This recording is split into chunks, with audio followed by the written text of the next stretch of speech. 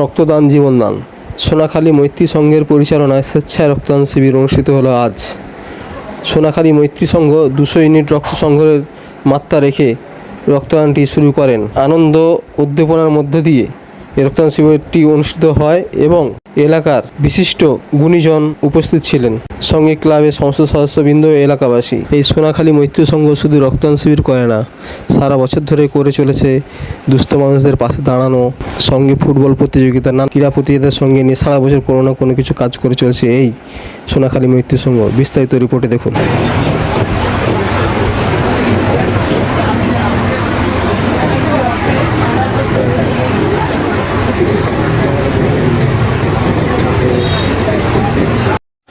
দু নম্বর ব্লকের বিশিষ্ট ক্লাব সোনাখালী মৈত্রী সংঘ ইতিমধ্যেই এই ক্লাব সুবর্ণ জয়ন্তী বর্ষ উদযাপন করেছে।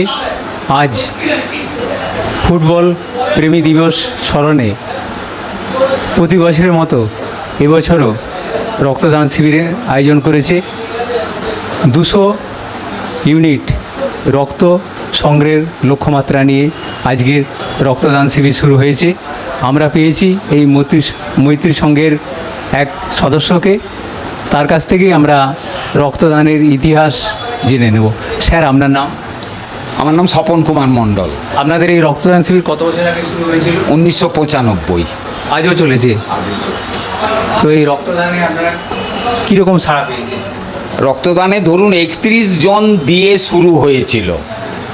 আজকে আমরা 2025-এ 206 জন রক্তদাতা সংগ্রহ করতে পেরেছি এবং তাদের অমূল্য রক্তদানে বহু মানুষ উপকৃত হয়েছেন এবং আমাদের সঙ্গে একটু আন্তরিক সম্পর্ক আছে সমস্ত রক্তদাতাদের।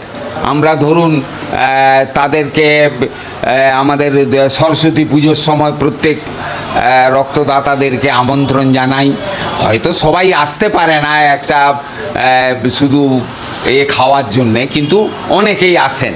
আর আমরা মোটামুটি আমাদের সার্টিফিকেট, আইএফের ব্যাচ ইত্যাদি আমরা বাড়ি বাড়ি দিয়ে আসি।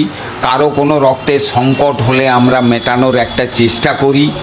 এইভাবে আমাদের ক্রমশ বেড়ে ওঠা। তো আজকের এই রক্তদান শিবিরে কোন গ্রুপ এসেছে রক্ত সংগ্রহ করতে? মেদিনীপুর মেডিকেল কলেজ এবং হাসপাতাল ব্লাড ব্যাংক। তো আপনাদের এই তো 200 জন যে রক্তদানের টার্গেট আছে আপনাদের, কিন্তু বিশাল অঙ্কের খরচ। এই খরচটা আপনারা কোথা থেকে সংগ্রহ করেন?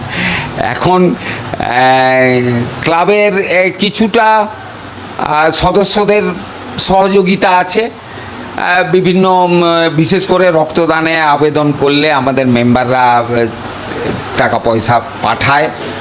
আর আমাদের বেশ কিছু সদস্য বিভিন্ন স্টেটে আছে, তাদের কাছেও আবেদন পৌঁছালে তারা যথাসাধ্য দেওয়ার চেষ্টা করে। তারপরে আমরা নিজেদেরও কিছু এক্সপেন্সেস থাকে, এইভাবে চলে। আর আমাদের নিজস্ব একটা ক্যাটারিং বিভাগ আছে, যেটা থেকে কিছু পয়সা ইনকাম হয়, যদিও খুব কম, কিন্তু কিছু ইনকাম হয়। সেটা থেকেই চলে আমাদের খরচপাতি। খুব বেশি যে হাইফাই ব্যাপার আমাদের নয়, ওইভাবেই চালাতে হয় আর কি। আর এইটাকে আমরা বন্ধ করব না। এই রক্তদানটা যতদিন বেঁচে থাকবো আমরা চালিয়ে যাব। প্রতিক্রিয়া দেওয়ার জন্য অসংখ্য অভিনন্দন। স্যার, আমরা কিন্তু প্রত্যেকে রিটায়ার্ড। স্যার, আপনার নাম? আমার নাম নিতাই চন্দ্র মান্না। উনি সঙ্গে সভাপতি। আমি সঙ্গে সভাপতি। আচ্ছা, আপনার এই আমরা ক্লাবের আরও একজন সদস্যকে পেয়েছি।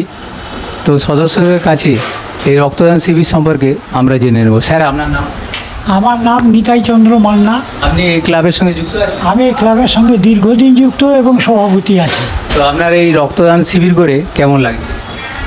এ তো মানে বিনয় বাদল, দীনেশ, প্রফুল্ল চাকি, এনার যেভাবে রক্ত দিয়ে গেছে, আজকে আমরা ভারতবর্ষ স্বাধীন হয়েছি। অফিসে একটু আজকে যারা রক্ত দিচ্ছে মহত্ব সারা ভারতবর্ষ, কেন সারা পৃথিবীতে গজিয়ে উঠুক, আমি চাই, আমরা হার্দিকভাবে চাই যে মানুষ এতে ভীষণভাবে অনুপ্রাণিত হোক। আজ বিজ্ঞান কত উন্নত যা ভাবা যায় না, রক্ত কিন্তু তৈরি করতে পারছে না বিজ্ঞান। আমাদের মনুষ্য জাতি এতেই আমরা ফেলিওর, গ্র্যান্ড ফেলিওর।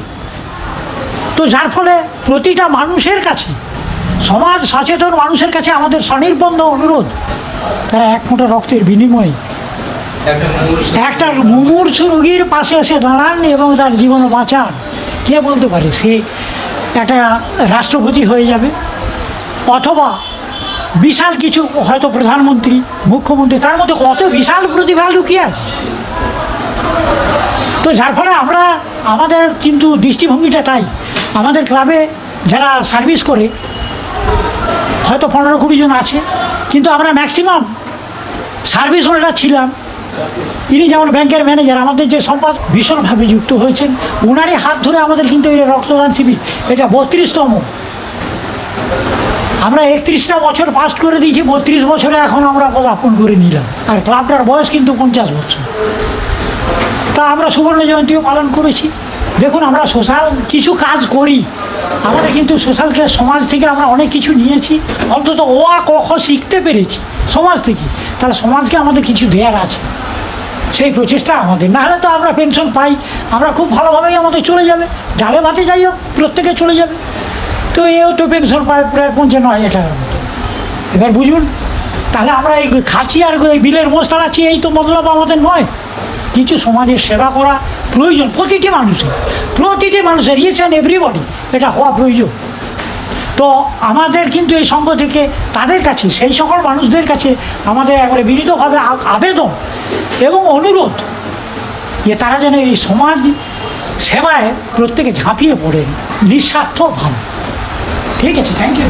প্রতিক্রিয়া দেওয়ার জন্য অসংখ্য অভিনন্দন। আমরা জানলাম যে মুমূর্ষু রোগীর প্রাণ বাঁচাতে রক্তের অবশ্যই দরকার, এবং সেই মুমূর্ষু রোগীর প্রাণ বাঁচাতেই এক ফোঁটা রক্ত দিয়ে মৈত্রী সংঘ সহযোগিতা করছে, আগামী দিনেও করবে।